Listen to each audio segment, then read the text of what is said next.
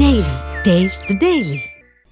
రాహుల్ గాంధీపై మాజీ మంత్రి కేటీఆర్ వాడిన భాషపై మంత్రి పొన్నం ప్రభాకర్ ఫైర్ అయ్యారు. అలాంటి భాషలో విమర్శిస్తున్నారంటే కేటీఆర్ అసహనం పరాకాష్ఠకి చేరిందని అన్నారు. ఇక రాహుల్ గాంధీ మనసుకు సంబంధించిన విషయంలో ఇలాంటి భాష వాడి గొప్ప వాడివి కావు, నీ గౌరవాన్ని పోగొట్టుకుంటున్నావంటూ కూడా కేసీఆర్ కు సూచించారు. రాహుల్ గాంధీని విమర్శించడం మానుకోవాలని హితవు పలికారు. రాహుల్ గాంధీ గారిని ఆ భాషలో విమర్శిస్తా ఉన్నాడంటే కేటీఆర్ గారి అసహనం పరాకాష్ఠకు చేరింది.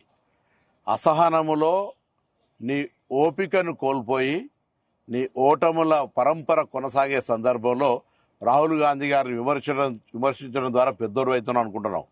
రాహుల్ గాంధీ గారి కుటుంబం త్యాగాల కుటుంబం. ఈ దేశ స్వతంత్రం కోసం, స్వతంత్రం దేశం కోసం, ఐక్యత కోసం ప్రాణాలు అర్పించిన కుటుంబం.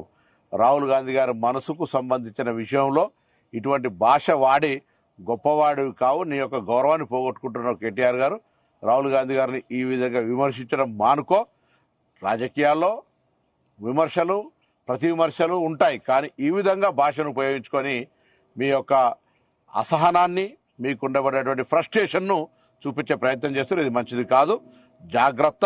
రాహుల్ గాంధీ గారిని మరొకసారి ఈ విధంగా వ్యవహరించినట్టయితే తప్పకుండా, ఇప్పటికే ప్రజలు అనేక సందర్భాల్లో బుద్ధి చెప్పారు, మళ్ళా ప్రజాస్వామ్యం ద్వారా అనేక సందర్భాల్లో బుద్ధి చెప్పడానికి సిద్ధంగా ఉంటారు.